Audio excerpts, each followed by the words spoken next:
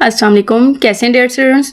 आज हमारे पास है एक्सरसाइज 3.3 एक्सरसाइज को करने से पहले उसमें यूज़ होने वाले फार्मूलाज जो हैं, बेसिक डेफिनेशंस जो हैं उन्हें देख लेते हैं। तो सबसे पहले हमारे पास अलजेब्रिक ऑपरेशंस ऑन मैट्रिसेस कि मैट्रिसेस पे अलजेब्रिक ऑपरेशंस होते हैं। अब अलजेब्रिक ऑपरेशंस क्या होते हैं? एडिशन, सब्ट्रैक्शन, मल्टीप्लिकेशन, ये सारा कुछ हमारे पास अलजेब्रिक ही है, ठीक है। तो उसमें सबसे पहले है हमारे पास multiplication of a matrix by a scalar, ठीक है। किसी भी मैट्रिक्स को मल्टीप्लाई कैसे करते हैं? किसी स्केलर से। स्केलर हमारे पास कोई नंबर हो सकता है, ठीक है। For a given matrix, for example हमारे पास ए कोई भी मैट्रिक्स है, A B C D E F, ये एलिमेंट है इस मैट्रिक्स का, ठीक है। इसको अगर हम के से मल्टीप्लाई करें, ठीक है, के कोई स्केलर है, ठीक है, के से मल्टीप्लाई करें तो देखें के जो है वो मैट्रिक्स के अंदर मौजूद हर एलिमेंट के साथ मल्टीप्लाई होगा, ठीक है। कि जो स्केलर हम मल्टीप्लाई कर रहे होंगे किसी मैट्रिक्स से, वो मैट्रिक्स में मौजूद हर एलिमेंट के साथ मल्टीप्लाई होगा। अब देखिए, अगर के की वैल्यू जो है वो हम -1 रख लेते हैं, ठीक है। आप कुछ भी रख सकते हैं काउंटिंग में से 2 3 4, ठीक है। अगर -1 है के की वैल्यू, तो के को अगर ए से मल्टीप्लाई करें तो -a बन जाएगा, ठीक है। और इसी तरह -1 को हर एलिमेंट से मल्टीप्लाई करें तो देखिए वो माइनस के हो गए सारे एलिमेंट्स, ठीक है। तो इस तरह हमारे पास मल्टीप्लिकेशन ऑफ स्केलर मैट्रिक्स होती है। उसके बाद है एडिशन ऑफ मैट्रिक्स, ठीक है। एडिशन किसी भी मैट्रिक्स की कैसे होती है कि अगर हमारे पास दो मैट्रिक्स हैं ए और बी, ठीक है, तो उनका ऑर्डर सेम होना चाहिए, ठीक है। ऑर्डर आपको पता नहीं कि उसमें रोज़ की तादाद और कॉलम्स की तादाद एक जैसी होनी चाहिए, तो फिर ही वो हमारे पास ऐड हो सकेंगे एक दूसरे में। मैट्रिक्स का ऑर्डर सेम होगा तभी वो एक दूसरे में ऐड हो सकेंगे। इसकी एग्जांपल है, देखिए ए हमारे पास कोई एक मैट्रिक्स है, ये वाला गिवन एग्जांपल है, ठीक है, और बी कोई ये वाला मैट्रिक्स है। अब हमने फाइंड करना है कि a प्लस बी फाइंड करें या फिर b प्लस ए फाइंड करें, ठीक है। जमा करना है दोनों मैट्रिसेस को। तो मैट्रिसेस को जमा करने के लिए हम सबसे पहले दोनों मैट्रिसेस को लिखेंगे, ठीक है। a प्लस बी लिख के अब हमारे पास देखें जो ये वाला एलिमेंट है ना, यहाँ पे पड़ा हुआ है, ठीक है। A11 एलिमेंट जो है यहाँ पे पड़ा हुआ है, उसको इस एलिमेंट से हम जमा करेंगे। दूसरा एलिमेंट जो यहाँ पे पड़ा है उसको यहाँ पे पड़ा हुआ जो एलिमेंट है ना उसके क्रॉसपॉन्डिंग उससे जमा करेंगे। जो इस जगह पे पड़ा हुआ एलिमेंट है उसको इससे जमा करेंगे। अब देखिए, हमने 3 को प्लस किया 4 से, तो ये हमारे पास 3 + 4 है। 8 को प्लस किया 1 से, तो 8 + 1 आ गया। 2 को -2 में ऐड किया तो 2 - 2 आ गया। इसी तरह हमने इस रो को इस रो में जमा कर देना, इस रो को इस रो में, कि मतलब जो एलिमेंट जहाँ पे पड़ा है उसी एलिमेंट के साथ वो जमा होगा, ठीक है। अब इनको ऐड कर देते हैं। 3 और 4 को प्लस करें तो कितना होता है 7, 8 और 1 को प्लस करें तो 9, 2 - 2 0। इस तरह देखिए हमने सारी वैल्यूज़ को ऐड किया तो हमारे पास ये मैट्रिक्स आ गया a प्लस बी का, ठीक है। a प्लस बी दो मैट्रिक्स को जमा किया तो रिजल्ट के फॉर्म में हमारे पास ये मैट्रिक्स आया एक, ठीक है। अब हम b प्लस ए भी कर सकते हैं कि b का मैट्रिक्स जो है इसे पहले लिख लें और a के मैट्रिक्स को बाद में। जैसे कि अब हमारे पास है 4, हम लिख लेते हैं 4 + 3, तो 4 + 3 मतलब b मैट्रिक्स की वैल्यूज़ को पहले लिखना है, तो 1 + 8, ठीक है। तो बनना सेम वही मैट्रिक्स है, a प्लस बी और b प्लस ए को जमा करने से सेम मैट्रिक्स ही बनता है। ये देखें ये दोनों सेम है, ठीक है। उसके बाद है हमारे पास सब्ट्रैक्शन ऑफ मैट्रिसेस कि दो मैट्रिसेस को सब्ट्रैक्ट करें। तो कैसे करेंगे? सब्ट्रैक्शन और एडिशन सेम है कि सबसे पहले तो हमारे पास जो गिवन दो मैट्रिक्स हैं जिन्हें ऐड करना है या सब्ट्रैक्ट करना है उनको ऑर्डर सेम होना चाहिए। ऑर्डर सेम होगा तो वो इजीली हमारे पास सब्ट्रैक्ट हो जाएंगे। अब देखें हमारे पास ए मैट्रिक्स है, इसका ऑर्डर कितना है 2/2 का, 2 रोज हैं और 2 कॉलम्स हैं। बी मैट्रिक्स इसका भी ऑर्डर 2/2 का है, 2 रोज हैं और 2 कॉलम्स हैं। इनको a - b फाइंड करना है और b - a फाइंड करना है। तो a को सबसे पहले b में माइनस करते हैं तो 5 - 3 लिख देंगे, यहाँ पे 9 - 6 लिख देंगे, 4 - 2 और 8 - 1। अब आपको पता है इससे हम माइनस करते हैं तो 5 - 3 2 बच जाएगा, 9 - 6 3, 4 - 2 2 और 8 - 1 7। इस तरह अब हमारे पास ये जो है a - b का रिजल्ट आ गया एक मैट्रिक्स बन के, ठीक है। इसी तरह b - a फाइंड करेंगे। सब्ट्रैक्शन और एडिशन जो है मैट्रिसेस की वो बिल्कुल सेम है, ठीक है, कि क्रॉसपॉन्डिंग एलिमेंट्स में उसे ऐड करना है, सब्ट्रैक्ट कहेगा तो सब्ट्रैक्ट करना है। बस इसमें कंडीशन सिर्फ ये है कि हमारे पास जो ऑर्डर है हमारे पास वो सेम होना चाहिए दोनों मैट्रिसेस का। उसके बाद है हमारे पास commutative law of addition of matrices. अब कम्यूटेटिव क्या होता है? ठीक है, two matrices a and b of same order कि a plus B is equal होगा b प्लस ए के। This law is called commutative law कि अगर हमारे पास a प्लस बी का मैट्रिक्स जो जवाब आएगा वो बराबर हो b प्लस ए के आंसर के, दोनों मैट्रिसेस के जो हमारे पास रिजल्ट हैं वो बराबर हों तब भी हम कहेंगे ये कम्यूटेटिव लॉ ऑफ एडिशन जो है वो होल्ड करता है। ठीक है, मजीद एग्जांपल देख लें। ये 3/3 का ऑर्डर का हमारे पास ए मैट्रिक्स है, बी मैट्रिक्स भी 3/3 ऑर्डर का है। ठीक है, हम दोनों को ऐड करेंगे तो हमारे पास देखिए हमने दोनों मैट्रिक्स को ए को लिख लिया, फिर प्लस साइन, फिर बी को लिख लिया। 1 + 3, 2 + 1, 3 + 3, जो वैल्यू जहाँ पे पड़ी है उसके साथ उसको ऐड कर देना है, तो हमारे पास रिजल्ट के तौर पे ये आ गया। ठीक है, अब b + a करेंगे तो b की वैल्यू उसको पहले लिख लेना है, तब भी हमारे पास सेम वही मैट्रिक्स बनेगा। अब देखें ये जो इक्वेशन 1 वाला मैट्रिक्स है, इक्वेशन 2 वाला मैट्रिक्स है, बिल्कुल सेम बने हैं। इसका मतलब है कि b + a और a + b जो है वो हमारे पास इक्वल हैं, तो हमारे पास ये कम्यूटेटिव लॉ मतलब फुलफिल करता है एडिशन में। Associative law of addition of matrices. Associative law जो है वो हमेशा 3 चीज़ों के दरमियान में होता है। जैसे कि अब यहाँ पे हमारे पास ए, बी और सी 3 हमारे पास है ना मैट्रिसेस, तो अब एसोसिएटिव लॉ 3 मैट्रिसेस में होल्ड होगा, तो इसकी प्रॉपर्टी ये आपने याद रखनी है। a + b × +c is equal to a + b + c, कि पहली बार आपने a और b को ब्रैकेट में लिख लेना है, c को बाहर निकाल देना है, और इक्वल के बाद आपने a को बाहर निकाल देना है और b और c को ब्रैकेट में लिख लेना है। इस तरह आपने माइंड में रखना है। अगर इन दोनों के जवाब जो है वो बराबर आए तो इसका मतलब है कि हमारे पास एसोसिएटिव लॉ जो है वो होल्ड करता है। अब इसकी एग्जांपल देखें। हमारे पास ए कोई मैट्रिक्स है 3/3 ऑर्डर का, बी भी मैट्रिक्स है 3/3 ऑर्डर का, और सी भी मैट्रिक्स है 3/3 ऑर्डर का। ठीक है, अब आपने ए + बी ब्रैकेट में और प्लस सी जो है वो फाइंड करने हैं, तो ए की मैट्रिक्स लिखा, प्लस बी का मैट्रिक्स लिखा और इनके बाहर ब्रैकेट, फिर प्लस और सी का मैट्रिक्स लिख दिया। अब जो ब्रैकेट के अंदर वाले दोनों मैट्रिक्स हैं उन्हें आपने जमा कर दिया, ऐड कर दिया। आपको ऐड करना सिखाया है पीछे मैंने। उनका जो रिज़ल्ट आएगा उसको फिर ये जो सी वाला मैट्रिक्स है उसमें जमा कर देंगे, तो हमारे पास क्या आ जाएगा, a + b × +c का मैट्रिक्स बन जाएगा। इसी तरह आप a को बाहर रखें, b और c को अंदर रख दें, और b और c को मैट्रिक्स को पहले जमा कर दें और फिर a के मैट्रिक्स में जमा करें, तब भी जवाब हमारे पास सेम आएगा। तो a + b × +c is equal to a + b + c, ये जो बराबर हो गए तो इसका मतलब है कि ये हमारे पास एसोसिएटिव लॉ जो है वो होल्ड करता है। ठीक है, उसके बाद है हमारे पास additive identity of a matrix. किसी भी मैट्रिक्स की एडेटिव आइडेंटिटी क्या होती है। अब आपको ये भी पता है कि हमारे पास एडेटिव आइडेंटिटी जो है वो वैसे 0 होती है, मतलब किसी भी नंबर में अगर उसे 0 को ऐड करें तो वो नंबर ही बनता है, तो उसे एडेटिव आइडेंटिटी कहते हैं।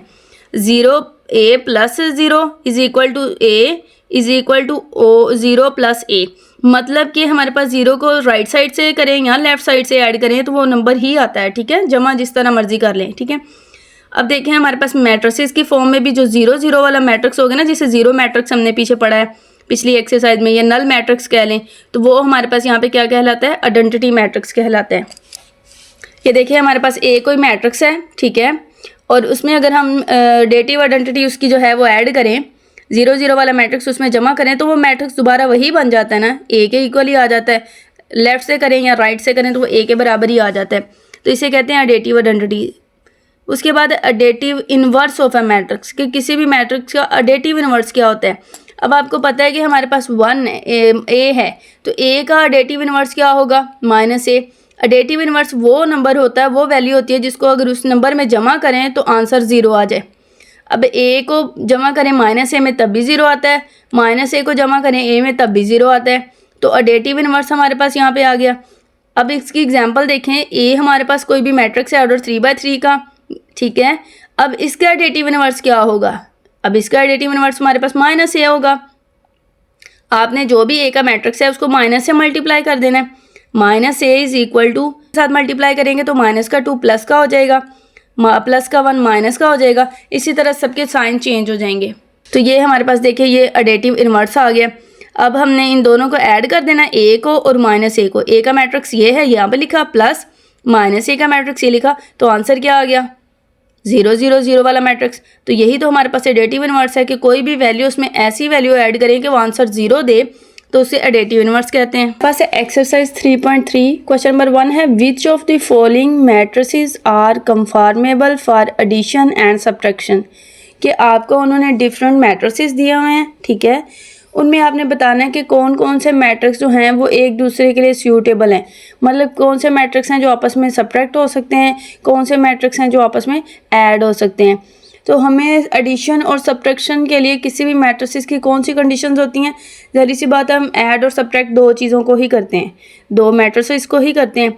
हमारे पास कंडीशन मैट्रिसेस में ये है कि दो मैट्रिसेस आपस में तब भी जमा हो सकते हैं, तब भी माइनस हो सकते हैं अगर वो सेम ऑर्डर के हों, कि उनमें रोज़ और कॉलम्स की तादाद सेम हो, तभी उन दोनों मैट्रिसेस को हम ऐड या सब्ट्रैक्ट कर सकते हैं।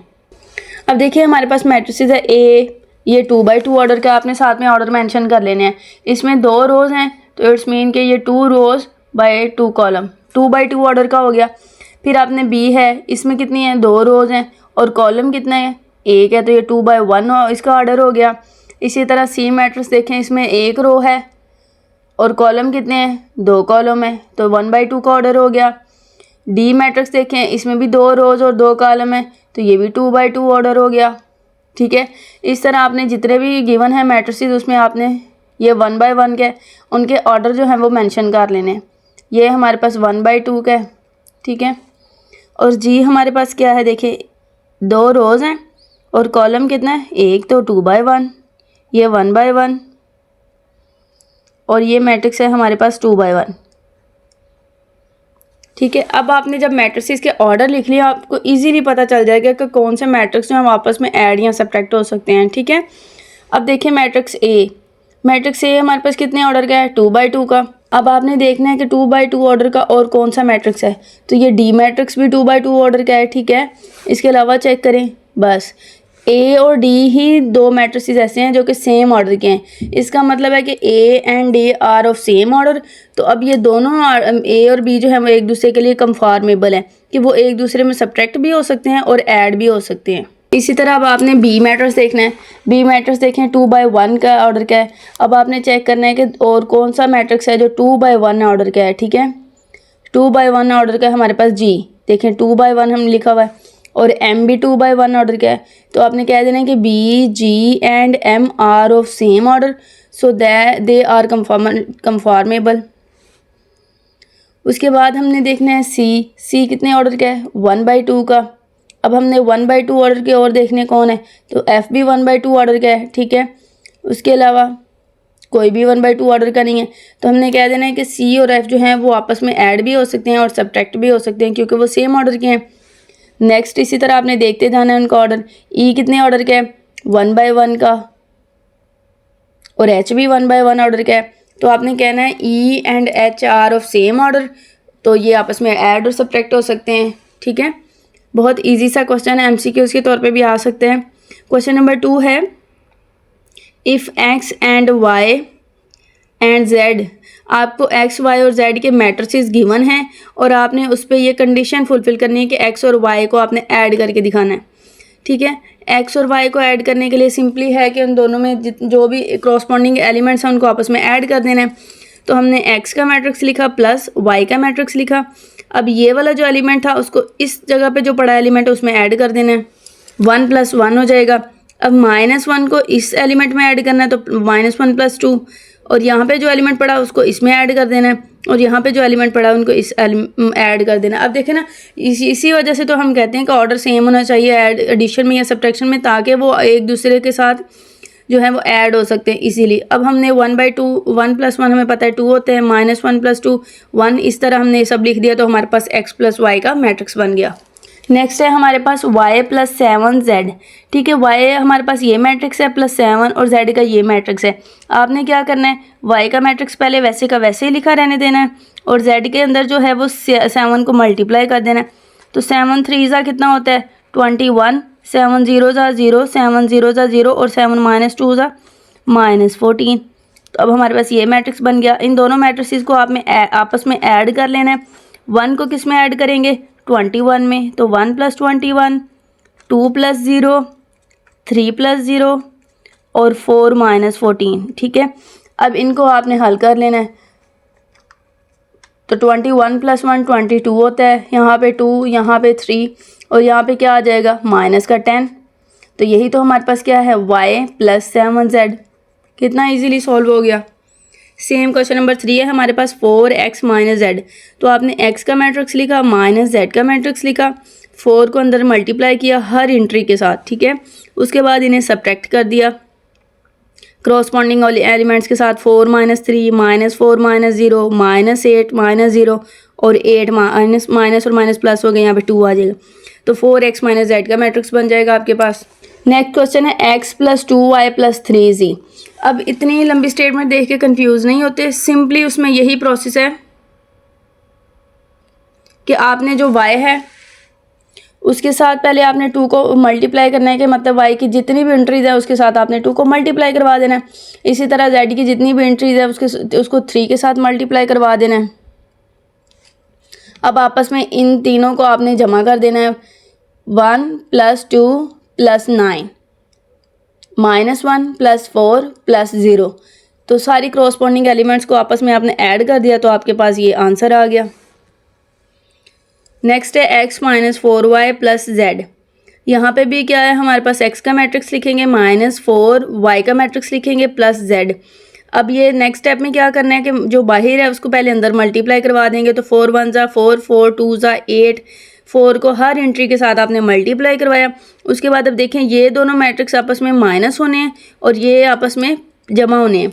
तो आप तीनों को एक ही बार लिख सकते हैं कि इसका आपने ये एलिमेंट लिखा 1, फिर माइनस, इसका ये एलिमेंट लिखा 4, फिर प्लस और इसका एलिमेंट लिखा 3।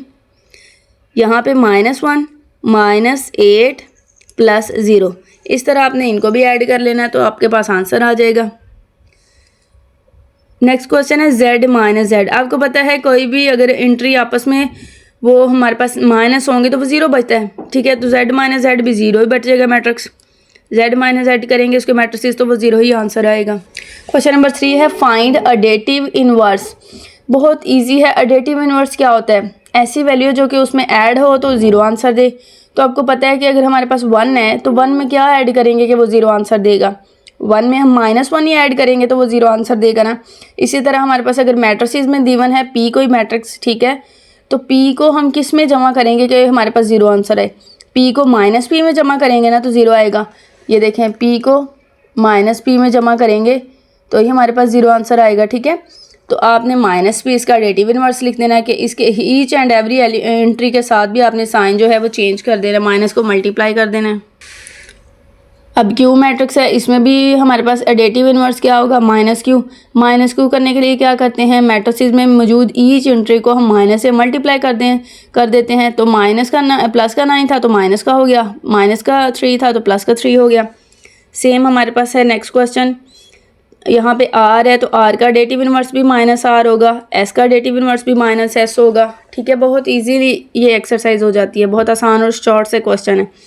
क्वेश्चन नंबर 4 है इफ़ A कोई मैट्रिक्स है BB और CB, हमें 3 मैट्रिसेस गिवन है, उस पर हमने जो है वो कॉम्यूटेटिव प्रॉपर्टी, ये वाली कॉम्यूटेटिव प्रॉपर्टी है ना अंडर एडिशन के, A प्लस B का जो आंसर है वो बराबर होना चाहिए B प्लस A के आंसर से। तो हमने A का मैट्रिक्स लिखा प्लस B का मैट्रिक्स लिखा, इक्वल लिखा, यहाँ पे भी B का मैट्रिक्स लिखा और प्लस A का मैट्रिक्स लिख दिया। इन दोनों को जब आप आपस में ऐड करेंगे क्रॉसपॉन्डिंग एंट्रीज को, तो आपके पास सेम ही आंसर आएगा दोनों साइड्स पे। तो इसका मतलब है कि ये कॉम्यूटेटिव प्रॉपर्टी होल्ड कर गई है। नेक्स्ट क्वेश्चन में हमारे पास associative property under addition, A plus B into plus C is equal to A plus into B plus C। अब आपने यहाँ पे A का मैट्रिक्स लिख दिया प्लस B का मैट्रिक्स लिख दिया प्लस C का मैट्रिक्स, इक्वल के दूसरी साइड पे फिर A का मैट्रिक्स प्लस B का मैट्रिक्स और प्लस C का मैट्रिक्स लिख दिया। अब आपने क्या करना है, जो ब्रैकेट के अंदर 2 मैट्रिसेस हैं पहले उन्हें सॉल्व करना है। तो पहले ये 2 मैट्रिसेस आपस में ऐड हो रहे हैं तो आपने इन दोनों को जमा कर लेना है कि 2 + 3 और 3 + 4, इन दोनों को ऐड कर लेंगे। फिर प्लस ये अभी वैसे का वैसे ही C मैट्रिक्स लिखा रहने देना है। फिर यहाँ पे ये वाला मैट्रिक्स बाहर है वैसे का वैसे ही, प्लस इन दोनों मैट्रिसेस जो ब्रैकेट के अंदर हैं उनको आपने ऐड कर लेना है। अब ये जो ऐड किया इनका आंसर आ गया हमारे पास, प्लस ये वाला मैट्रिक्स वैसे का वैसे, इक्वल के दूसरी साइड पे भी हमने A वैसे का वैसे और प्लस जो 2 मैट्रिसेस हमने ऐड किए थे उनका आंसर लिख देना है। अब ये दोनों मैट्रिक्स जो हमारे पास बच गए इन दोनों को भी हमने ऐड कर देना है। तो हमारे पास देखें सेम आंसर आए इक्वल के दोनों साइड पे, ठीक है। क्वेश्चन नंबर 3 है, इसमें ये प्रॉपर्टी तो नहीं है, यहाँ पे उसने 2 को मल्टीप्लाई कर दिया A से, ठीक है।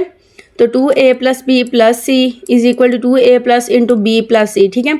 ये भी सेम ऊपर वाले क्वेश्चन की तरह है, ठीक है। जस्ट इसमें डिफरेंस क्या है कि आपने पहले ए जो है उसके इंट्रीज को 2 से मल्टीप्लाई करना है और फिर बाद में ऐड करना है, ठीक है। तो हमने 2 के साथ इसको मल्टीप्लाई किया तो हमारे पास आ गया 4, 6, -6 और 4।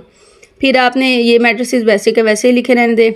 यहाँ पे ब्रैकेट है तो ये ब्रैकेट के अंदर वाले और ये 2 हमने मल्टीप्लाई कर दिया। तो उसके बाद हमने ब्रैकेट के अंदर वाली चीज़ों को सॉल्व करना है। सबसे पहले उन दोनों मैट्रिसेस को ऐड किया, ठीक है। यहाँ पे भी ब्रैकेट के अंदर वाली मैट्रिसेस को ऐड किया। अब इसका आंसर आ गया प्लस ये वाला वैसे के वैसे और ये भी वैसे के वैसे, इसका आंसर आ गया। अब इन दोनों को हमने ऐड कर दिया तो हमारे पास सेम आंसर आ गया। अब देखिए नेक्स्ट क्वेश्चन नंबर है 4, 3 × a + b = 3a + 3b। ये आपने खुद करना है, इसमें भी दोनों साइड इक्वल ही आंसर देंगी, ठीक है। क्वेश्चन नंबर 5 है कि a और b हमारे पास 2 मैट्रिक्स हैं। शो करना है कि a जो है वो b का डेटिव इनवर्स है और b जो है वो a का डेटिव इनवर्स है। अब डेटिव इनवर्स की डेफिनेशन आपको पता है कि एग्जाम्पल a है हमारे पास, तो a में अगर हम ऐसा एलिमेंट ऐड करेंगे, ऐसी वैल्यू ऐड करेंगे कि वो 0 के बराबर आए। अगर वो राइट से भी ऐड करें और यहाँ लेफ़्ट से ऐड करें तो वो 0 के बराबर आए तो हम कहेंगे कि वो डेटिव इनवर्स है a का, ठीक है। तो अब a में हमें पता है -a को ही जमा करेंगे तो 0 आंसर आएगा, चाहे लेफ़्ट से कर लें चाहे राइट से कर लें। तो ये प्रॉपर्टी है हमारे पास डेटिव इनवर्स की। तो इसी तरह हमारे पास a और b को प्लस करेंगे तो देखें a का मैट्रिक्स प्लस b का मैट्रिक्स, इन दोनों मैट्रिक्स को जब ऐड करेंगे तो हमारे पास देखिए 0 आंसर आया। अब b + a करते हैं, ठीक है, तब भी हम इन्हें ऐड करते हैं तो 0 आंसर आया। अभी क्वेश्चन 1 और 2 से प्रूव है कि a + b कर लो तब भी 0 आंसर आता है, यहाँ पे b + a कर लो तब भी 0 आंसर आता है। इसका मतलब है कि a जो है वो डेटिव इनवर्स है b का और b जो है वो डेटिव इनवर्स है a का। क्वेश्चन नंबर 6 है हमारे पास, इफ़ a और b हमारे पास 2 मैट्रिक्स हैं तो अब हमने उन पे ये प्रॉपर्टीज़ फुलफ़िल करवानी है कि a + b होल का transpose is equal to a का ट्रांसपोज प्लस b का ट्रांसपोज। ट्रांसपोज आपको पता है कि कैसे लेते हैं, रोज़ को कॉलम्स में चेंज कर देते हैं, ठीक है। अब आपने a का मैट्रिक्स लिखा प्लस b का मैट्रिक्स लिखा और होल ब्रैकेट के ऊपर ट्रांसपोज, इधर आपने a का ट्रांसपोज प्लस b का ट्रांसपोज लिख दिया। अब सबसे पहले आपने ब्रैकेट के अंदर वाले वैल्यूज़ को हल करना होता है, तो दोनों मैट्रिसेस को आपने ऐड कर लेना है और ऊपर ट्रांसपोज लिख देना है इक्वल। यहाँ पे अब ट्रांसपोज पहले है तो इसका ट्रांसपोज लेंगे तो रोज़ जो है वो कॉलम्स में चेंज हो जाएगी। यहाँ पे 6 - 2 रो थी, वो कॉलम में लिख दिया 6 - 2। दूसरी रो थी हमारे पास 0, 3, उसको दूसरा कॉलम बना दिया। सेम इसी तरह यहाँ पे भी हमने रोज़ को कॉलम में चेंज कर दिया। अब ये ऐड करके हमारे पास वैल्यूज़ आ गई हैं। अब यहाँ पे ट्रांसपोज पहले ले लिया था, उनको ऐड कर देना है, और यहाँ पे पहले ऐड किया था, अब ट्रांसपोज ले लेना है। तो ट्रांसपोज लेने के लिए आपको पता है रोज़ को कॉलम्स की फॉर्म में लिख देना है आपने। तो देखें दो साइड्स का आंसर जो है वो सेम आया है। नेक्स्ट है हमारे पास a - b होल का transpose is equal to a का ट्रांसपोज माइनस b का ट्रांसपोज। यहाँ पे वहाँ पे पीछे हमने एडिशन के लिए किया था, यहाँ पे सब्ट्रैक्शन के लिए किया है, तो तब भी हमारे पास आंसर जो है दोनों साइड्स का इक्वल आना चाहिए। a का मैट्रिक्स लिखेंगे माइनस b का मैट्रिक्स लिखेंगे, होल का ट्रांसपोज इक्वल a के ट्रांसपोज माइनस b का ट्रांसपोज। a और b की जगह पे उसके मैट्रिक्स को हमने रख देना है। अब यहाँ पे पहले ब्रैकेट के अंदर वाली वैल्यूज़ को सॉल्व करते हैं, तो माइनस है तो हमने दोनों मैट्रिक्स को सब्ट्रैक्ट कर लिया। और यहाँ पे देखिए हमने इसका ट्रांसपोज लेना है, ट्रांसपोज लेने के लिए रोज़ को हमने कॉलम्स में चेंज कर लिया, माइनस यहाँ पे भी इस मैट्रिक्स की भी रोज़ को कॉलम्स में चेंज कर लिया। यहाँ पे देखिए अब ऐड करने के बाद हमारे पास ये इसका आंसर आ गया। अब इन दोनों को आपस में सब्ट्रैक्ट कर लेना है हमने, इसका ट्रांसपोज लेंगे तो रोज़ को कॉलम्स में चेंज कर दिया, तो बहुत साइड्स के आंसर हमारे पास इक्वल आ गए। बहुत ईजी एक्सरसाइज है, उम्मीद है कि आपको समझ आई होगी। मिलते हैं नेक्स्ट वीडियो में, अल्लाह हाफिज़।